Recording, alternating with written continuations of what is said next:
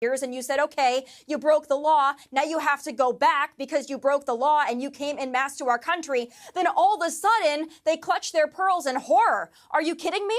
That's what we need to do because your president, your sleepy president, allowed 10 million plus people in. What's going on, you guys? Today we have Brian Tyler Cohen taking on Tomi Lahren. They're both on the Piers Morgan panel. Brian Tyler Cohen is talking to Tomi Lahren about political violence. Let's get into it. Hang on. Let me bring in Tomi. Tomi, it seems to me that Trump would be much better advised, as would J.D. Vance, rather than going ad hominem with Kamala Harris, however ad hominem she gets with Trump.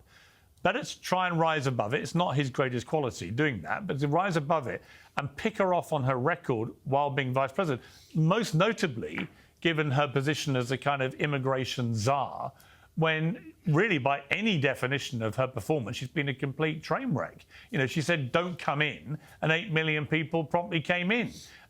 Would you think that's a better strategy for Trump-Vance, is to just literally go after the record, not the woman? I agree wholeheartedly. As much as I get a chuckle when Donald Trump calls her dumb as rocks Kamala or cackling Kamala, I laugh at that, but I'm also a diehard Trump supporter and a Trump voter. But I do worry, and I've been cautioning my own party and Trump supporters about this for the last few days, that it's not going to play well when Donald Trump does it with moderates and with the suburban women that he needs to win over. So I agree with you. Donald Trump needs to channel every ounce of presidential attitude that he has in his being, which for him might not be so easy, and he has to channel that, and he has to focus on policy, and he has to focus on rising above and really uniting the country at this point. Because if he just goes on the tirades with the name calling, it's not going to play well with the people that he needs to win.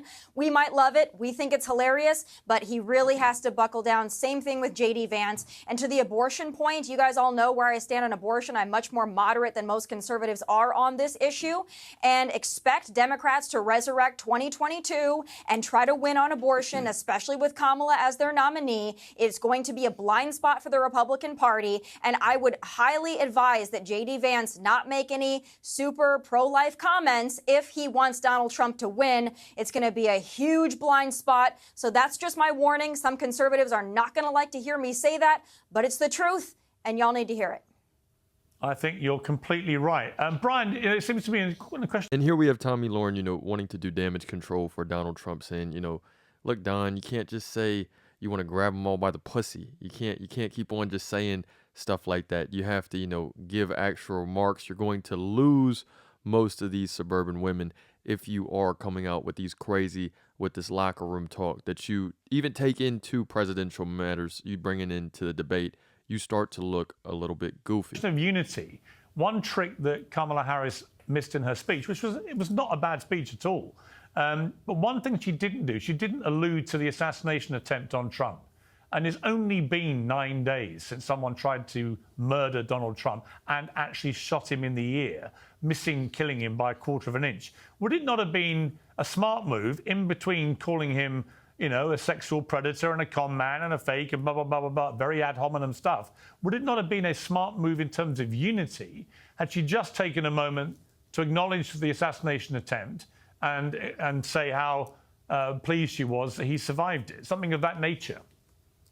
Piers, I find it so bizarre that the onus is always on the Democrats, is always on the adults in the room to create unity. Where was everybody for the last 6 years calling for unity when Donald Trump was president? And, as far as the violence is concerned, I feel like any effort to try to pin, again, the onus on Democrats in terms of lowering the temperature in this country is just a testament to the fact that the Republicans are graded on the curve. Remember, it was not the Democrats, while we're talking about political violence, it wasn't the Democrats who laughed at Paul Pelosi being bludgeoned with a hammer.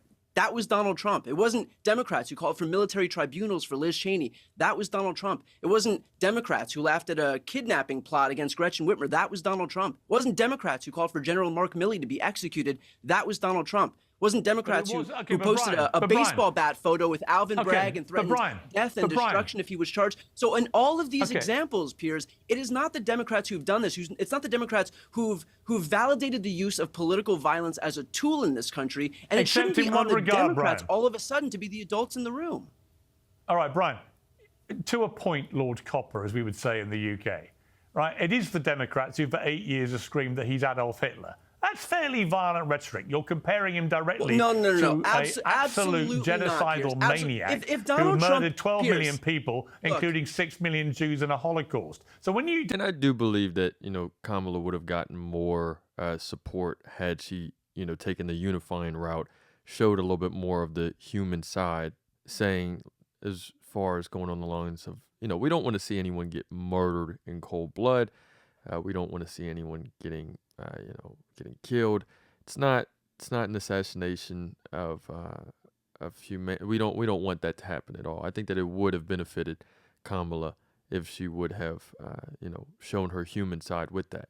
That being said, I do believe that, there's a difference between what is, not being said and then what is almost being celebrated. If violence is being celebrated a lot more on the conservative side, it's pretty telling. I think that it is important to, call that out whenever it needs to be called out. Do that. That is violent rhetoric. Piers, if Donald Trump acts like a fascist, it is not the Democrats' fault for calling him a fascist. You're saying he is? That is his Hitler?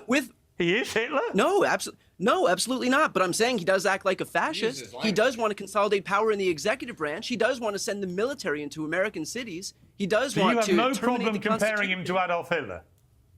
I am calling him a fascist. That's what I'm doing. Okay. If you guys are messing with this content, make sure to like and subscribe.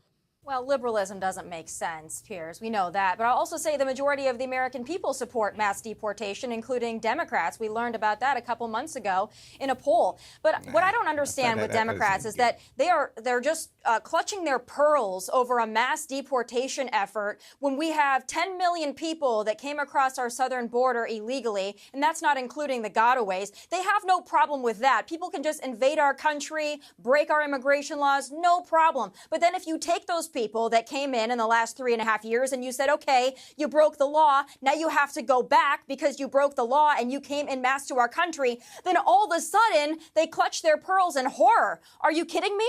That's what we need to do, because your president, your sleepy president, allowed 10 million plus people in, and it's not sustainable. Your own governors and your own mayors know that it's not sustainable. So the open border doesn't work, and the only way to fix an open border is to close it and then also deport the people that came in under it. That's just basic logic. I know you guys don't operate on that, but please save me your horror and your outrage.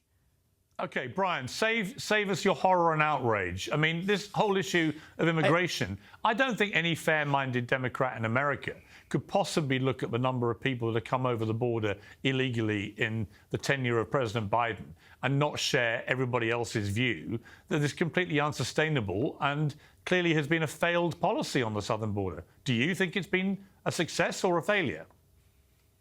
Well, all of this might suggest that we need some legislation on the border. And in fact, we had 3 senators, Kyrsten Sinema, Chris Murphy, and Republican James Lankford, negotiate a border bill that was not only the most conservative border bill that any Democrat could have signed, but it had no comprehensive immigration reform, which is historically the absolute condition that Democrats require. Instead, it had Ukraine aid that was attached to it, which passed anyway, which means there was nothing that the Republicans gave up.